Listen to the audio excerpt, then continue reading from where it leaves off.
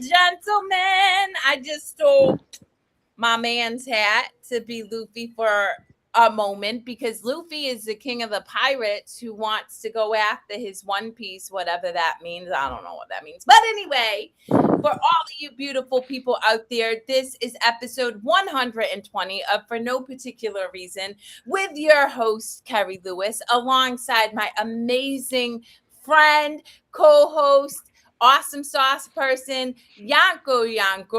And we have a beautiful soul up in the house to have a conversation with us today. His name is Ayrton. I'm bucking it up, but hey, that's how I roll. And he's coming in live from Florence, Italy. And we're looking forward to having a conversation about anything, everything, and nothing at all. We don't know where the conversation is going to take us, but wherever it is, it's going to be delightful. And how y'all's doing today?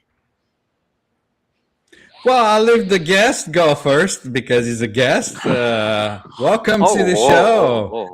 I'm spotlighted here.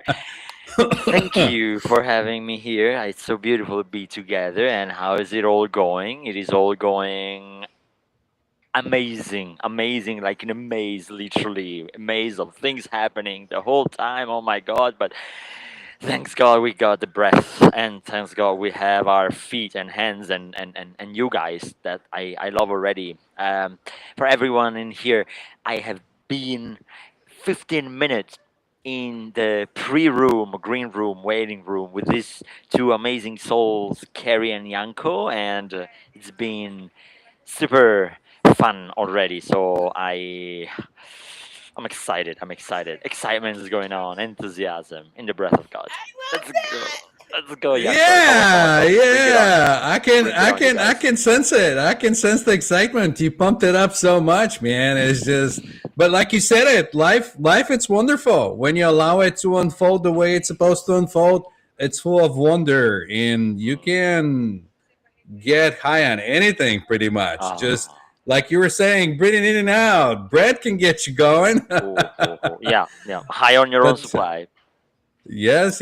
But welcome. Thanks for coming in our show. We're excited to meet you and have you share some of your wisdom with our viewers. And we would like to welcome our viewers as well and have them comment, chat with us, ask us questions. We love that kind of stuff. And it's Friday, people, so let's have some fun. All right, my friend Ayrton. So you have on your screen 4 souls, Oh. parent entrepreneurs.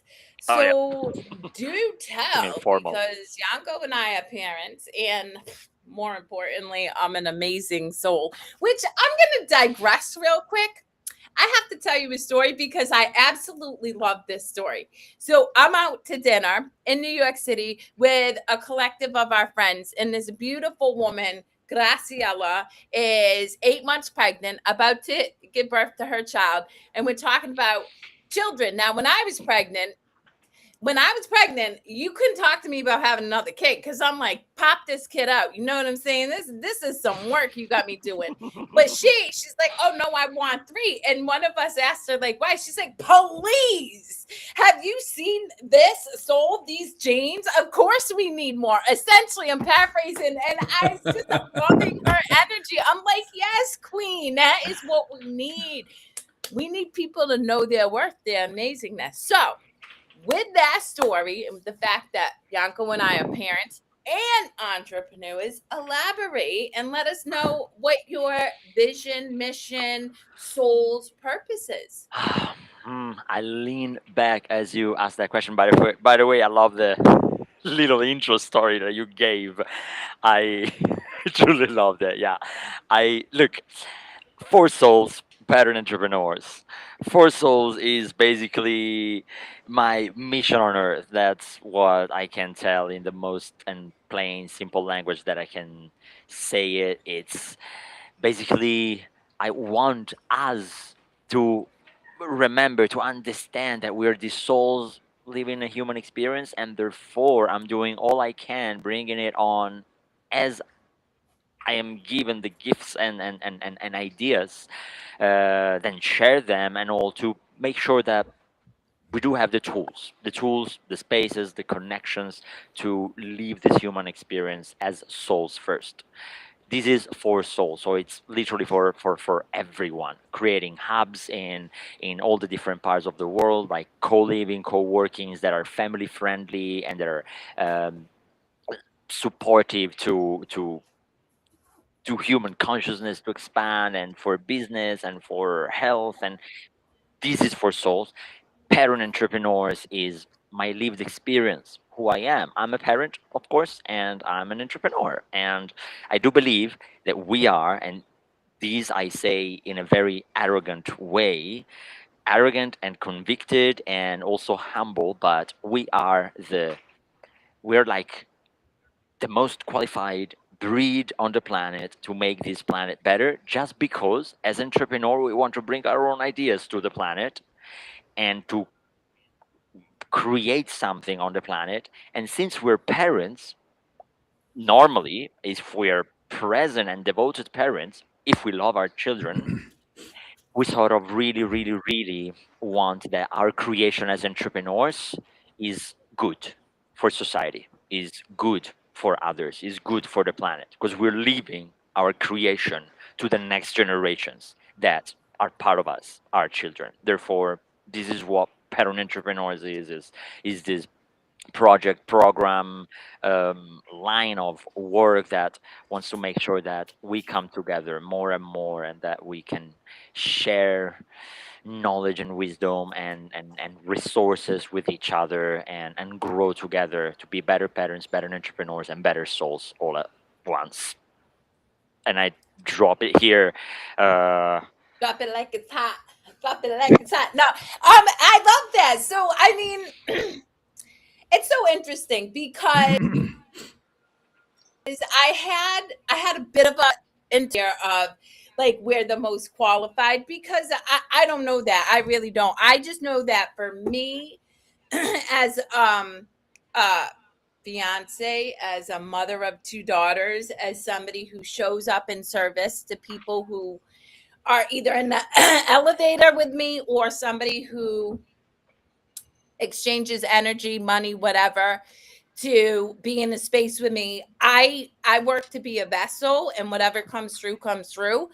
But I feel like I don't know if I'm qualified. I can't really make that like I can't make that conviction. But what I will say is, and what I love about you and Yanko and Nana, because he's in the room, is that your vision is comes from the lens of love. And I think at the end of the day, wherever that lands, love is always going to outweigh our conditioned behaviors as an entrepreneur, as a parent, and it's going to have an effect that is, in my opinion, going to positively influence the way in which our children experience the world moving forward in this lifetime. So thank you so much for all you do. I think it's a beautiful mission. And as you know, because I've told you, I'm happy to support you in any way I can.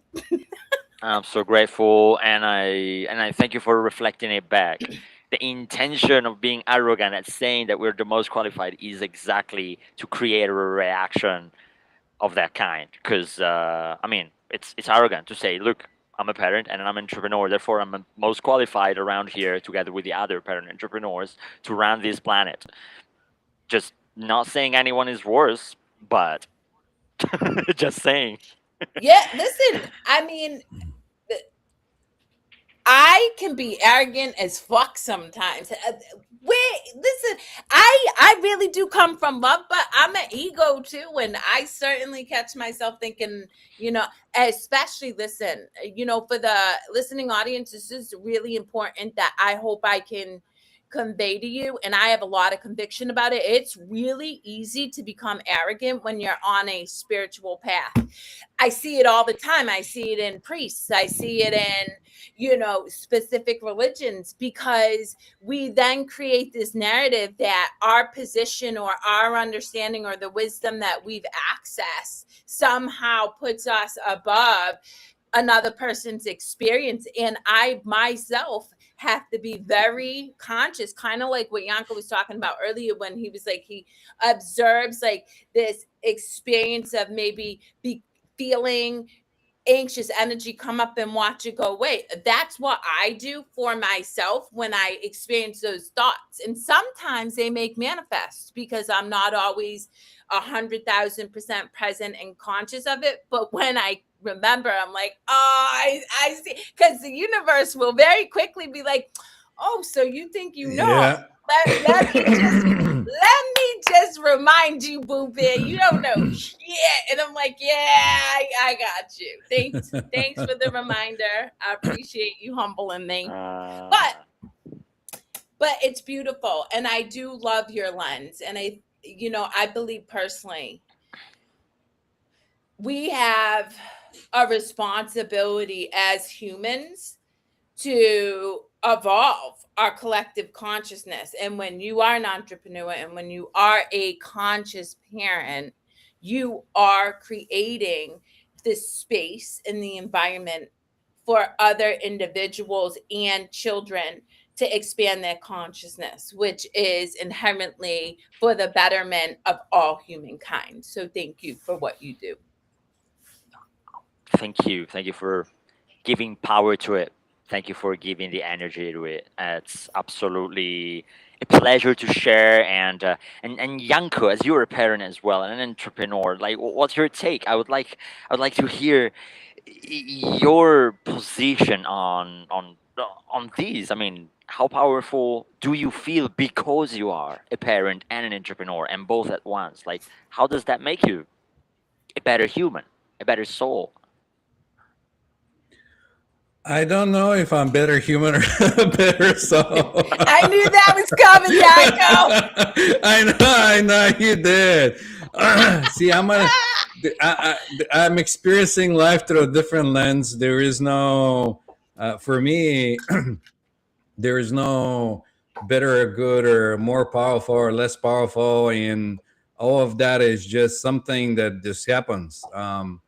So I'm more grounded in the present most of the time. So if I'm in a situation with the little guy, I have a son, then I'm just in that situation, and I'm also involved in everything else that it's happening. If there's other kids playing with him or anything else, um, it's not.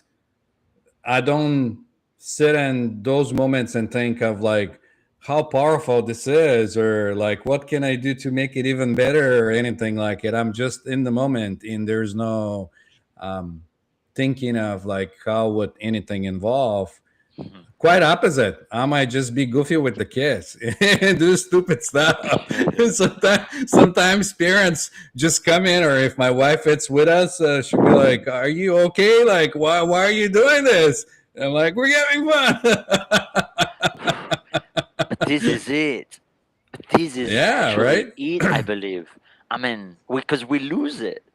We lose Yeah, that beauty. We yeah, lose that level of presence. We lose that ability to just let loose. We lose the ability to let loose.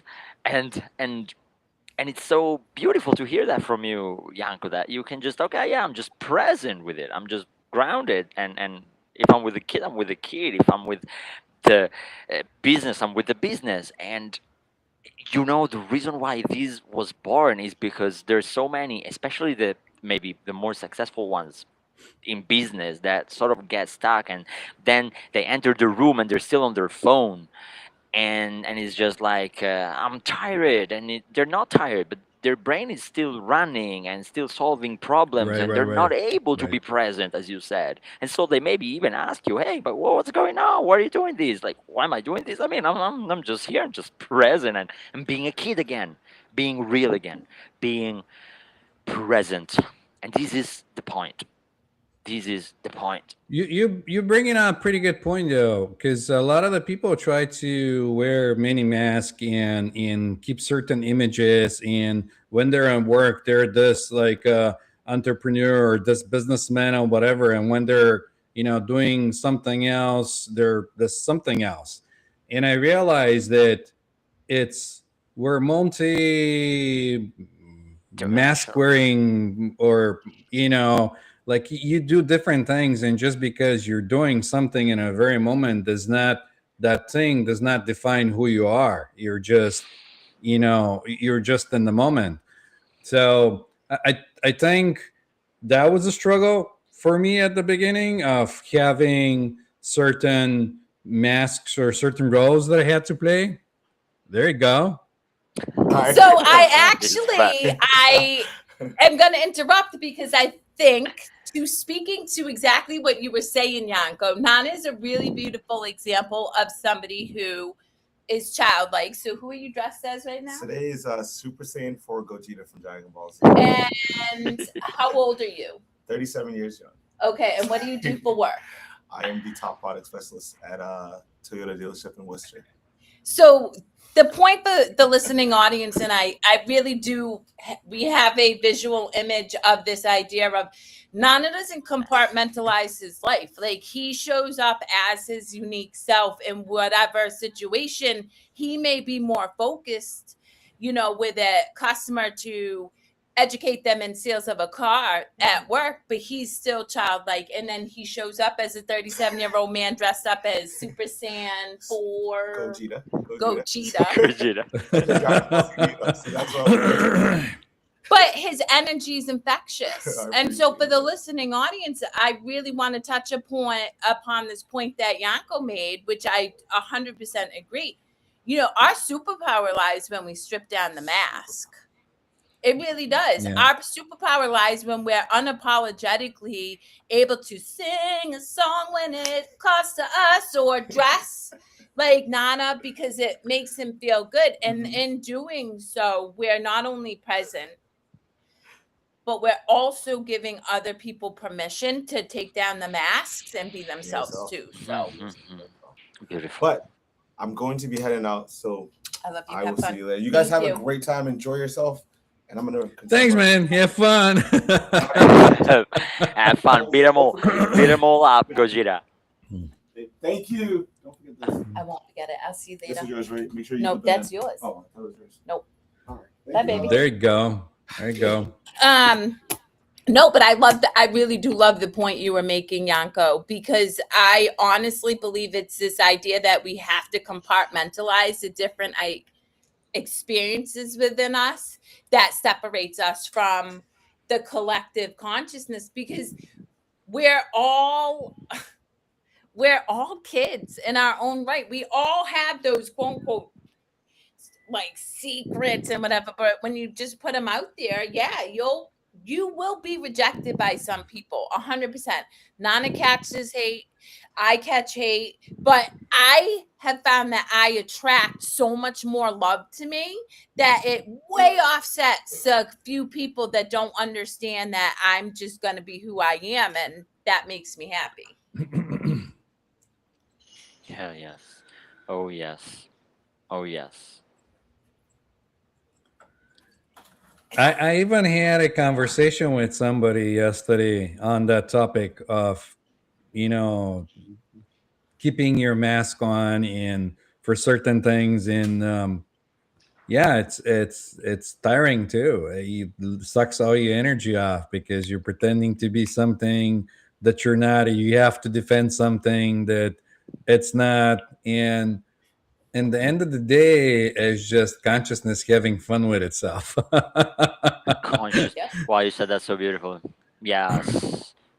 You know, Yeah. it's funny because the more I got into this parent entrepreneur, this dichotomy, these two identities, anyways, because these are two different identities and there's many more that we play. They just happen to be very identifying one, the parent one and the entrepreneur one, because society asks you to make money and to solve the problem and so on and so forth. So as you become an entrepreneur, it's very easy to identify yourself with that, and as you become a parent, it's something that normally you identify with very gladly because you sort of love, and I repeat, normally you do. Not every parent does, but let's focus on the ones who do. So these two identities take over and sometimes they conflict a lot. But there's also the partner one, and there's what else? The silly one, because we want to play, and there's the friendship, and there's like all these identities, anyways. And there's this drawing that came. Actually, do I have it here? I don't know if I have this drawing right here, but I of course don't. Where there's the center of gravity that is your truth, the truest self, and then there's a big circle. There is your whole self, if you want, and the center that is that the truth, and then there's all these different circles inside the bigger whole self circle, and those are the different identities. And I what I realize is that the game and consciousness having fun with itself and taking it easy, ultimately being loose with that, is the ability to move your focus and energy and intention and name it from one to the other. Take This is why the question I asked was very specific, actually. And one question that I often ask, how being a parent and an entrepreneur makes you a better human, a better soul, is because we take from the parent and we bring it into the entrepreneur, and just to expand beyond the just parent entrepreneur, and you bring it into the friendship, and you bring it into the partnership, and you bring it into the whatever else. But it's always the same center. It's always that center, that soul's truth and essence of yours, that is stripped of all these masks, all these identities that we take on for convenience, for belongingness. We want friendship, for achievement, or that thing we want, entrepreneurship, for you name it. Every single identity you take it on for a certain reason. But if we Uh, really tap, oh, hello. Shout we were out. just talking about Dubai, baby, and here you are. Yes. Hello, gorgeous. Thank you for Welcome. Thank you joining. for being here. Yes, for joining into the conversation. And so, yeah, there's this. I just wanted to make it stronger. What you shared is stripping off the mask and understanding that beneath that, there's the truth, and not taking it too serious. It's very important. It's very important to play That was that the that. other thing I was gonna say. Yeah, like if you don't take it seriously, you're just in the moment because you don't have to change it. Because when you take it seriously, then your mind's gonna have to come in your thinking brain and like, oh, this is unacceptable. Maybe I should not be acting like a little kid. Maybe I should doing this other thing, and you start judging yourself, and all those other things spiral down, and then you lose the moment because you go into your mind. Correct me if Mm, I'm wrong. no, no, no. You're. I mean, you're right. And I want to share. You made me think of a moment that I had with my child, and it's about repair. Actually, it is about repair. So it's sort of a deeper moment, because I had this. I was really in the present moment, and we had this vacation, this few days, 4 days vacation, and it was Monday, and I decided to take Monday off as well. And as I decided to take the extra day off, um, I was suddenly inspired. I felt inspired while I was going to the toilet, so to another floor of the house, and and and I happened to have my phone with me, which is not often. I mean, sometimes, but I hadn't happened to have it, and so I decided to shoot this short, and literally was maybe not even 1 minute. I think it was a 45 seconds thing. It's like, okay, this and that, and I don't even remember the topic, but yeah, it's parent entrepreneurs. It's amazing. We're so great. Let's go. 45 seconds. He heard me, of course, and he knew, because I'm very explicit in, look, today too we're gonna be together, and not work. And uh, and so I went to the toilet, and right before I was going down, he came to me and he's like, I'm sad. And and and my throat literally did this, because I immediately spiraled. I was taking it very serious. In like, when I started recording, I thought, but I said there would be no work. But in the present moment, there was this idea that came, and I had my phone that I didn't plan to have in my hands. Like, okay, well, I'm going to the toilet. I'm having this idea. I'll just shoot it 45 seconds, drop it down, and go back. But it came to me, and he touched on something that I really care. I talk a lot about values, right? Because every identity, every role, every hat is because we value something in life. And he came and said, I'm sad because you said no work, and now you did the video, and so on and so forth. And I'm like, okay. As I was taking it very serious, I started spiraling down, and it didn't last long because I caught myself. I sort of am in the practice of catching myself. Fortunately, thank you for giving me this practice. I just thank the God and whatever, whomever implanted this practice in me. I caught myself, and I went into some repair. So, what is the whole point of this? The spiraling was two masks, two roles in conflict, and how it is supposed to be. The video came, the recording came from a very inspired moment, very, very easygoing. I was very light. And as soon as I went back to that center, to that to that reason, to that looseness, to that lightness, to that easygoing human who just shot an inspired moment, who recorded an inspired moment. As soon as I went back to it, I caught myself, and you know, I told him directly, look, I really had an idea, a great idea. Do you ever have a great idea that you want to share with Dad? Yes. And when, well, I just love to share this idea with the world, and this is what I do. And his face. I didn't go farther with the explanation. His face lit up, and he was like, "Oh, so you just yeah, and how was it?" And he switched. I was like, "How was it?" "I loved it." And he from spiraling down, we spiraled upward and beyond what it was before. Just because I tapped back into truth, he's a kid, he recognized it, and it's just natural. I didn't have to force the repair. I didn't have to force the things. I just went back to the why. Okay, where did it come from? Came from my soul, son. I mean, I loved doing it, and he's 6, by the way. So I mean, it's like, and he's like, ah, so you loved it? Yes, I did. Whoa! And he started like, doing these. I was like, oh, so beautiful. It was so easy. It was so easy, so easy. It is so easy when we stay in presence. It is so easy when we step back and we take it easy and we drop the seriousness. Why so serious? Would say the Joker. Why so serious? That's a beautiful story. I love that so much for so many reasons.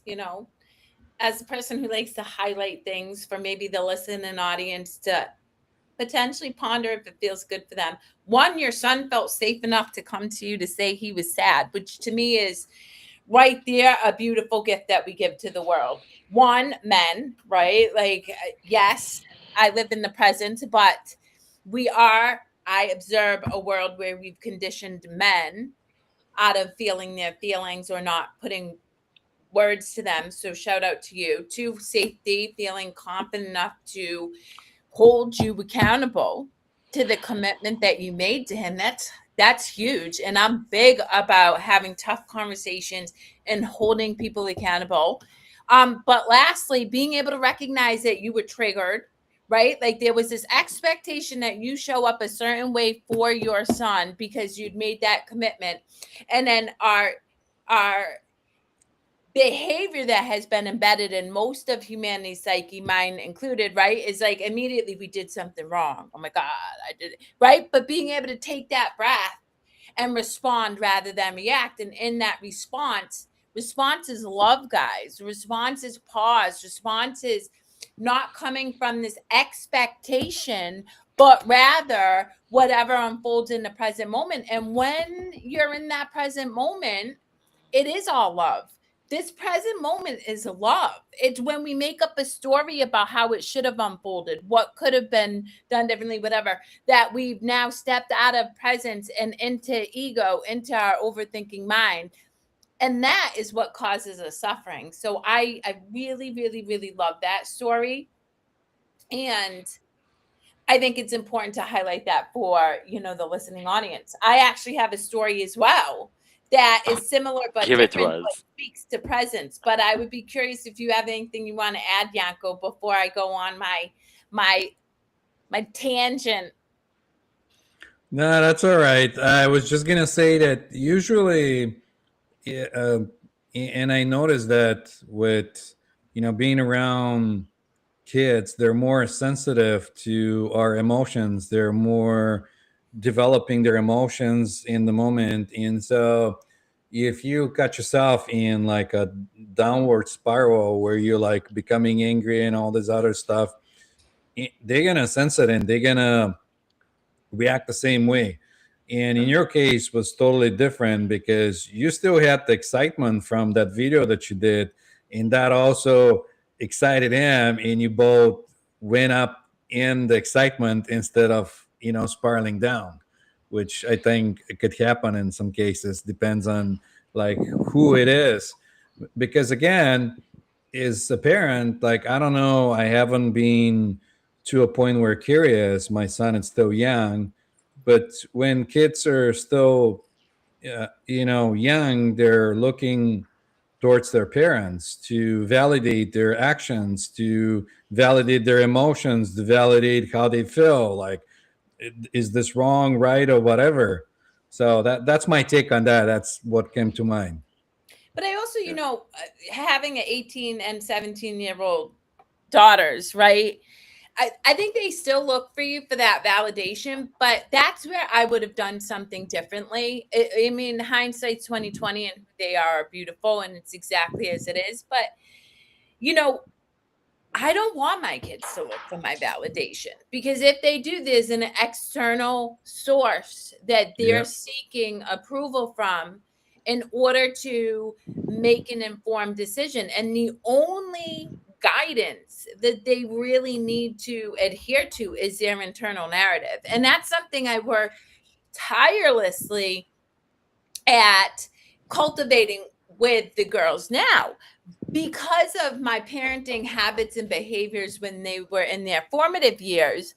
Cultivating that has taken time, and I still see, where it is a learned behavior. And yet, I that's the most critical thing for me, is not being the director in their human experience, because for me, I want them to trust themselves. Give me a moment. I just have to let Nana back in the hotel room. Yep. Oh, Yep. uh, look, I take it from here because you both said something that I would summarize with one very specific sentence, which is they don't learn what you do, they learn who you are while you do it. I'm on a show. And this is a very Like 30 minutes. big reason of why I do what I do, and I'm so devoted and committed to just being that parent. So, Kerri, I was just reinforcing your message and what you said together with Yanko, and I said that they learn who you are while you do things, not what you do or what you tell them to do, and that validation is something that they learn eventually when they're young. They look up at you, they look up and feel through who you are being, how you are vibing. It's inevitable. That's the skill. That's consciousness having fun with itself, as Yanko said earlier, that it becomes powerful, more and more and more and more powerful, to then be the parent in this more powerful way, be the entrepreneur in this more powerful way, be the friend in this more powerful way, but it's be Yes. It- And that's why, and I hear it all the time, and this is embody. Quite frankly, I don't encourage anybody to do something that I can't exude from the fact that I've experienced. I do it, I practice it, I breathe it, I live it.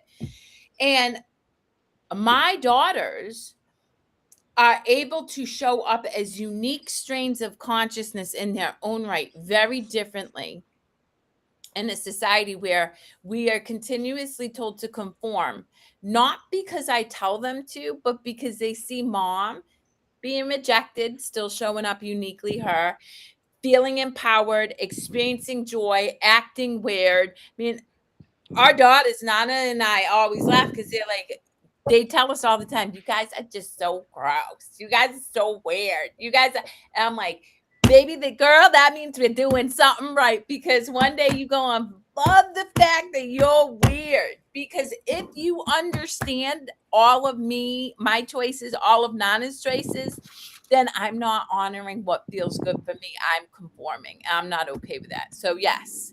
I love that. But I do want to touch upon presence and being. Stepping outside of this idea of entrepreneur and parent and into just a human experience and not taking it so seriously.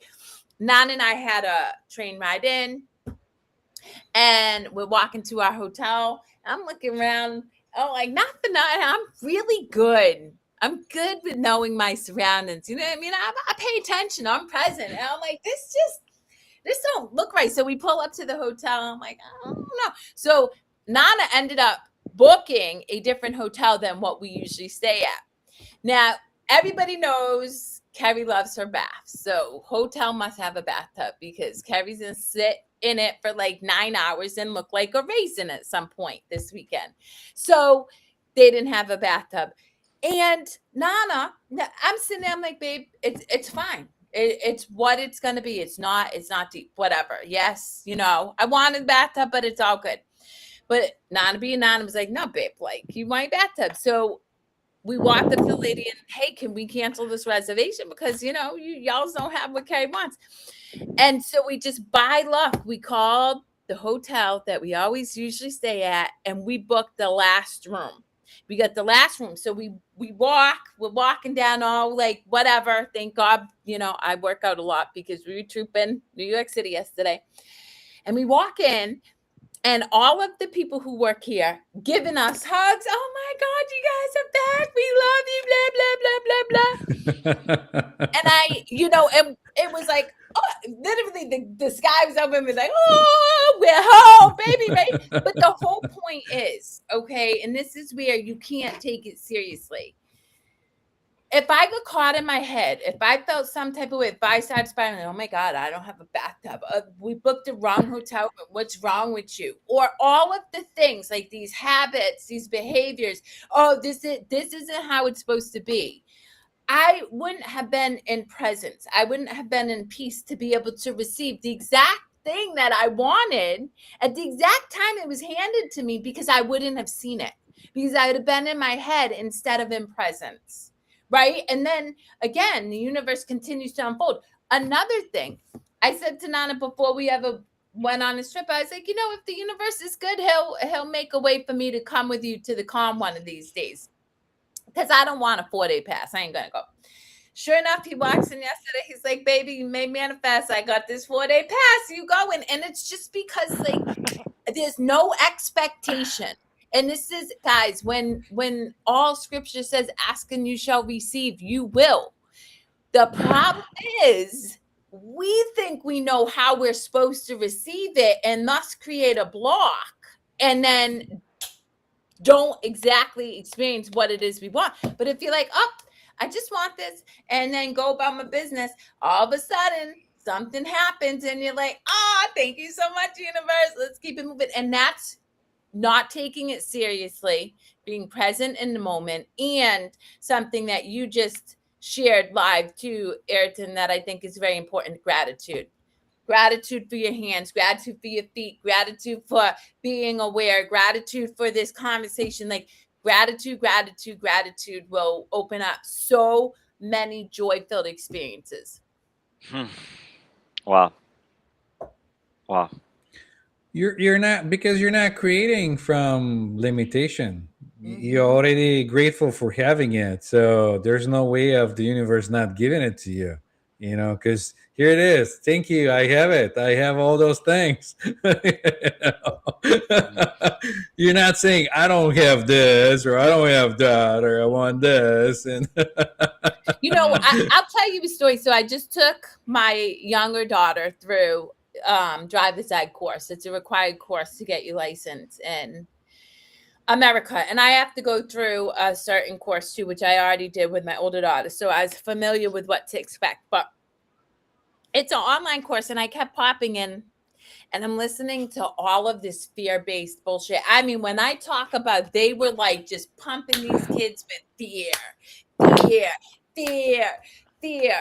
And so, this is, she has what I don't even know, like required 18 hours of this in fear. So she gets off. Now, some of it's informative, right? Like laws, certain things she needs to know, but they're using fear as this way to embed this idea that you got to obey the laws to these kids. So she gets off the car and I happen to be there and I'm like, damn, babe, they be feeding you fear. I was like, cancel all that shit out.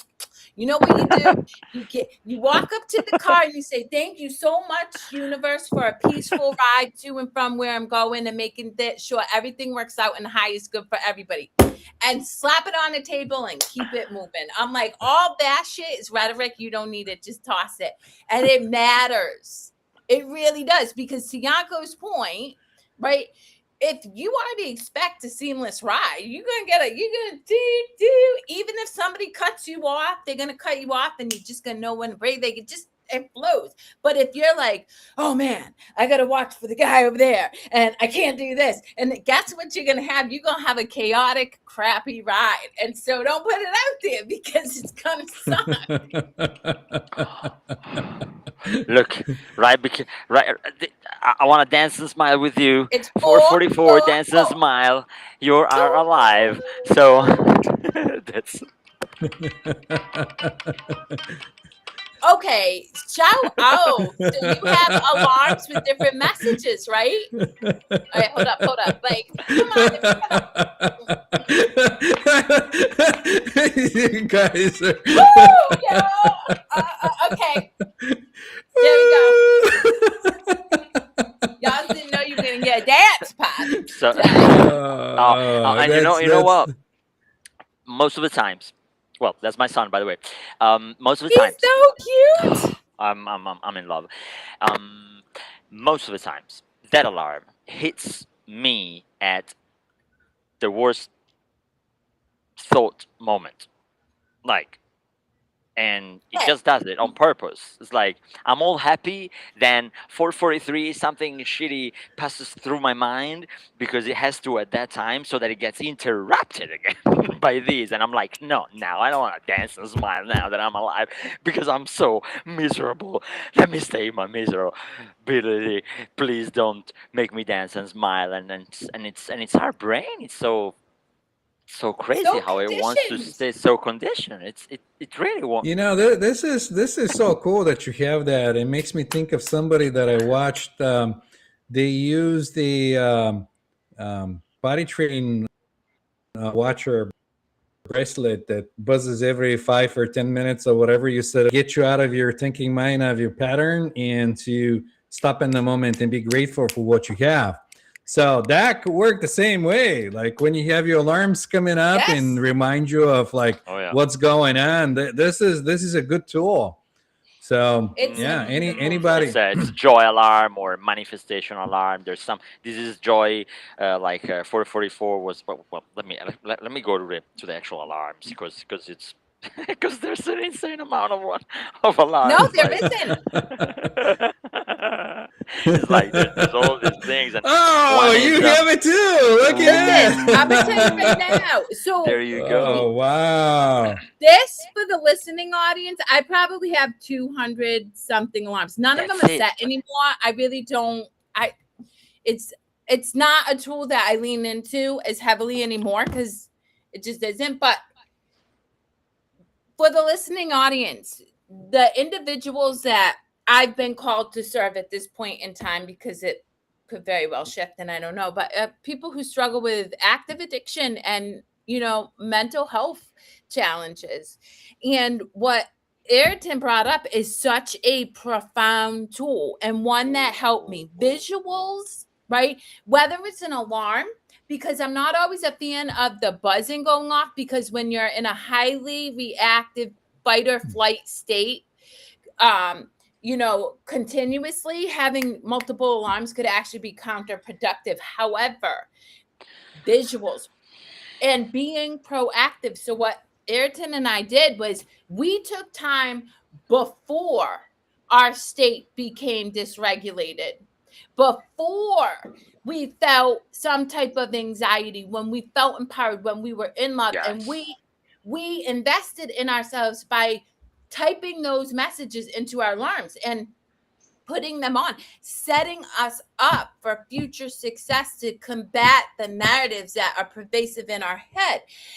If that feels hard because of the alarms, visuals, sticky notes, one of the quickest tools that you can do to get out of a negative thought loop is to look up and have something positive that you read. Now, to Ayrton's point, Beauty. right? If I'm in the ick stick and it comes on, I'm like, I don't want to dance right now. It didn't work. I didn't get my bathtub.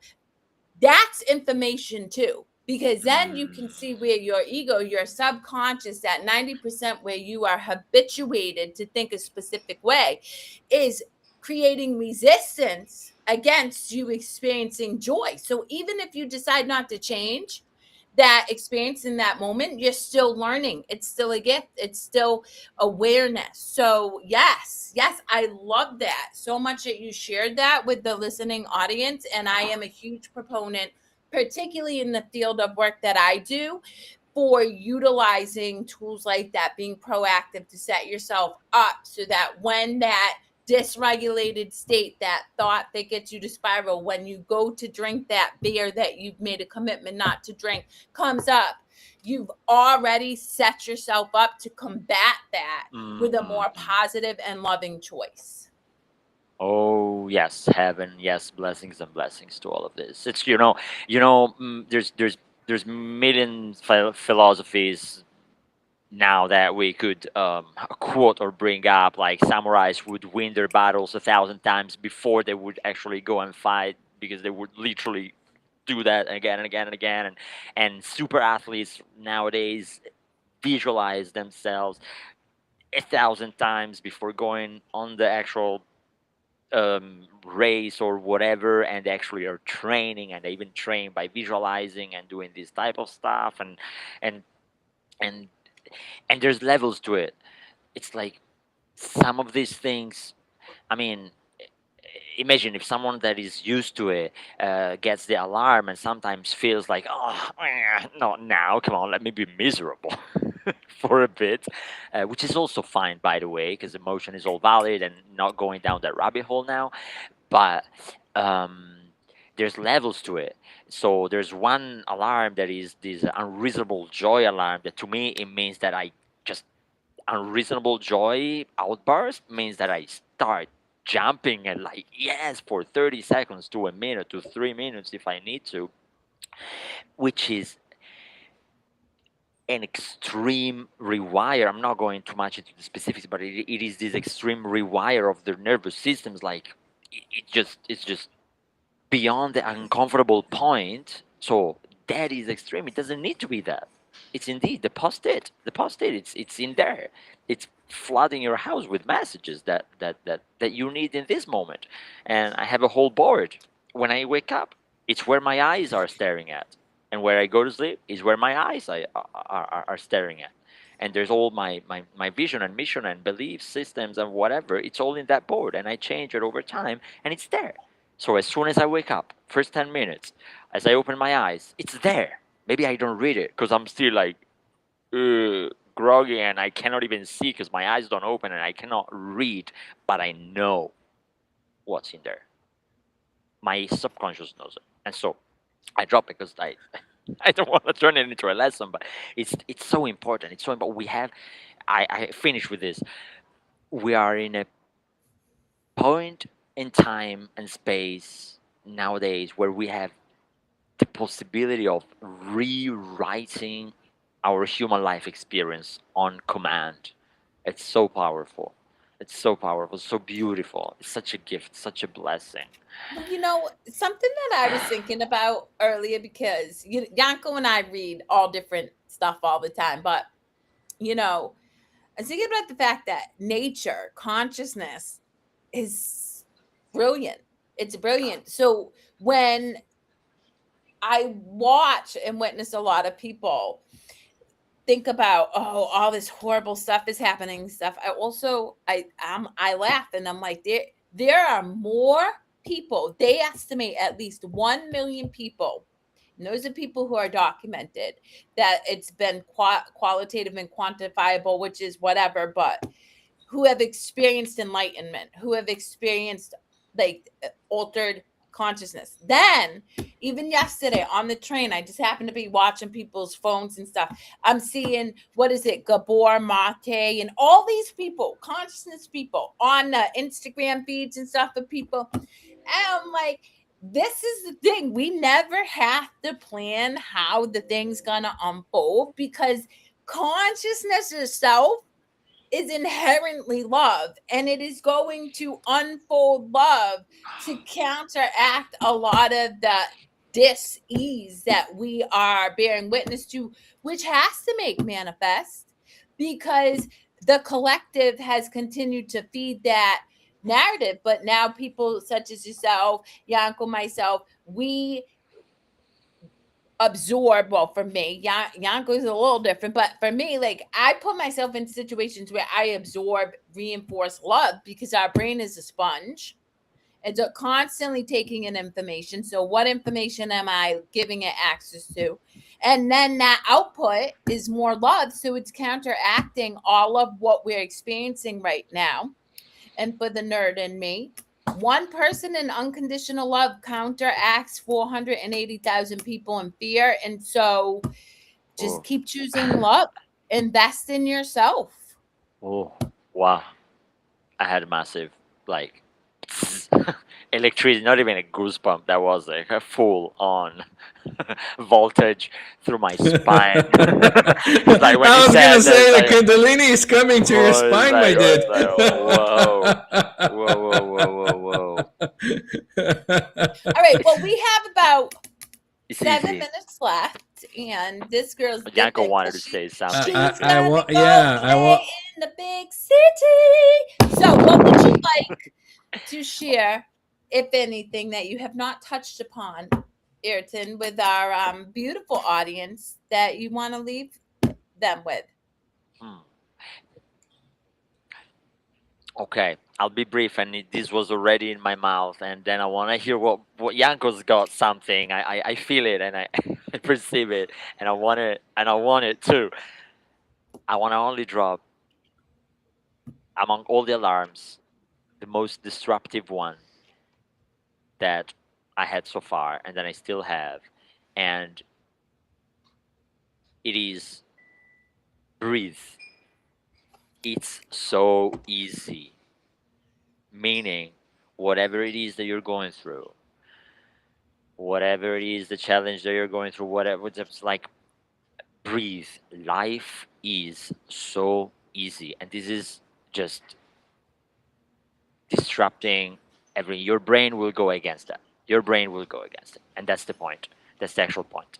To see how much your brain is against the idea that life is so easy. Life is so easy. Yeah, but I got the bills. Yeah, I got the but oh wow, oh wow, wow. How much we resist to the beautiful principle and truth that life is so easy in itself. If you align to that, which receive this will be hard. It will feel very hard to align to the fact that life is so easy. If you put the effort of thinking, breathing, life is so easy, how can I act, behave, think? move aligned to that, things gets easier. Things gets easier. Shit still hits the fan, but it will be easier to clean it up. That's it. Done. But you got Yanko. You're permeating with presence. Love it. That's what I was gonna say. I was gonna say life. It's breathing. You breathe in life, and you breathe out death. You do it every day, so many times. You just don't remember. and again, if you skip the present and you go into paying your bills and doing all those things, instead of, if they're in the present, you're creating something that doesn't exist, and you don't want that. Just be in the moment. I love Well, it. for me, Ayrton, it was a true honor and privilege to be able to have you join this conversation. I know I speak for Yanko in saying you're welcome any Friday at 10 a.m. to continue to chop it up and speak about whatever Fun. comes to mind. For Yanko, I got number love for Yanni.